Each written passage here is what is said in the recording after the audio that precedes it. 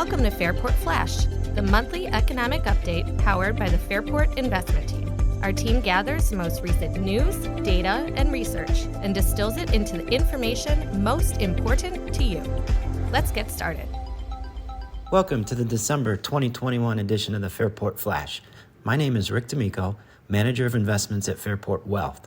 As a member of the investment team, my role focuses on managing the firm's taxable and municipal fixed income models, as well as Fairport Wealth's liquid alternative investment strategies.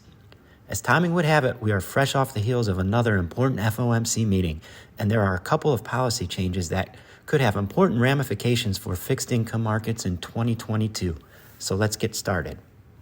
In the December meeting, the Fed announced that they would be doubling their QE taper pace. Under the new timeline they had laid out, the Fed is now going to reduce Treasury bond purchases by $20 billion each month, up from $10 billion, and mortgage bond purchases by $10 million each month, up from the previous $5 billion. In addition, given the rising inflation pressures, the median FOMC projection now calls for 3 interest rate increases in 2022. The fact that 12 of 18 Fed members saw at least 3 rate hikes in 2022 was definitely a more hawkish tilt, especially if we consider that just a few months ago in September, 9 Fed members did not expect any rate hikes in 2022. As far as the timing, the market is currently assigning a 48.6% probability that the Fed raises short-term interest rates at its June meeting. A summer rate increase appears to be a reasonable base case, assuming the Fed has its taper program wrapped up and the economy nears full employment by the second or third quarter of next year. If a scenario such as this plays out, we would expect to see a much flatter yield curve in 2022, with short-term rates rising while slower economic growth and cooling inflationary pressures helps to suppress yields on the long end.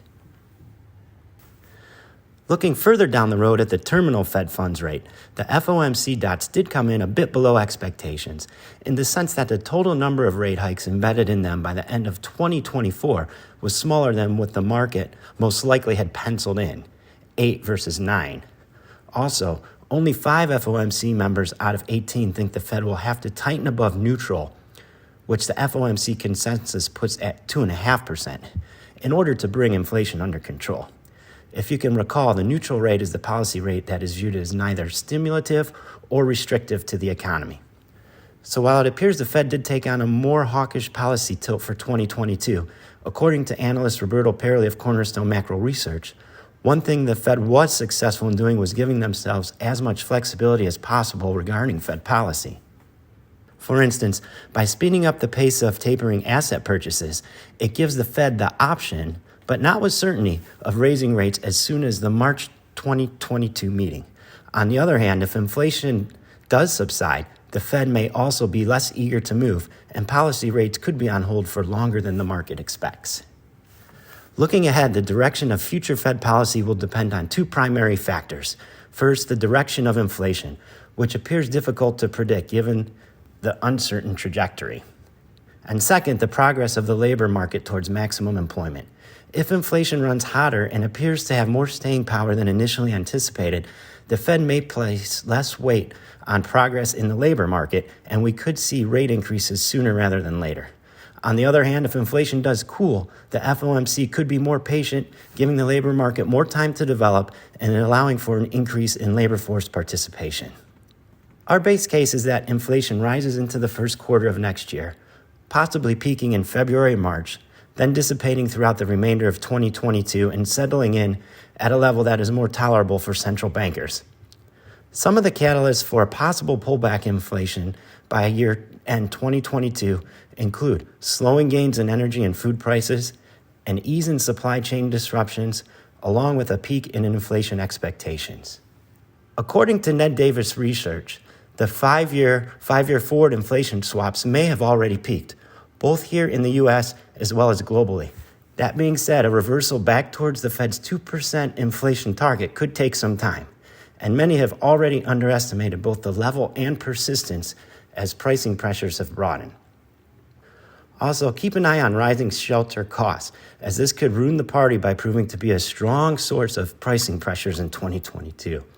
As of right now, the consensus as represented by the median estimate of 70 Bloomberg contributors, expect year-over-year inflation in 2022 to settle in at 4.4%.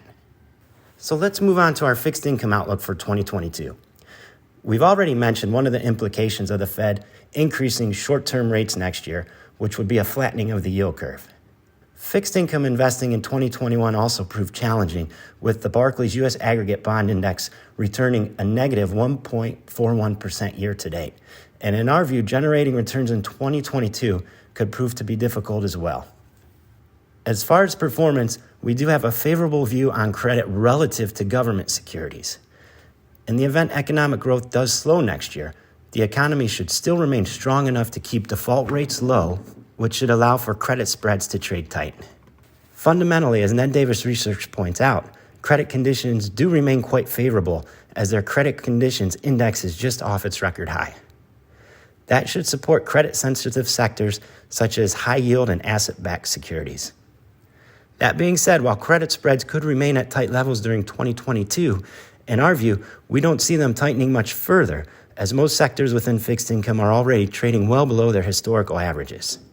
It's also worth keeping an eye on TIPS, which were one of the bright spots in fixed income during 2021, as even shorter duration TIPS generated north of 5%. However, TIPS no longer appear as attractive as they had been from a valuation standpoint for most of 2020. So in summary, with real rates firmly in negative territory, short-term rates on the rise in 2022, credit spreads trading rich, and valuations in sectors such as TIPS and municipal bonds more stretched than they were a year ago, fixed income returns in 2022 should be muted also. As far as the equity markets are concerned, despite the Fed actually producing a more hawkish result at its meeting, it may prove not hawkish enough to overcome the positive seasonals into year-end, hopefully.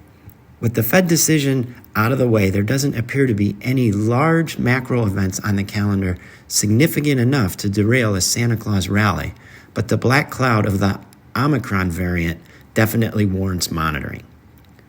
Looking further into 2022, another potential positive for the markets is that historically, the S&P 500 has increased significantly after the first Fed rate hike before peaking, increasing almost 40% from 2004 to 2007 and increasing 30% from 2016 to 2018. So I will wrap things up on that bit of positive news.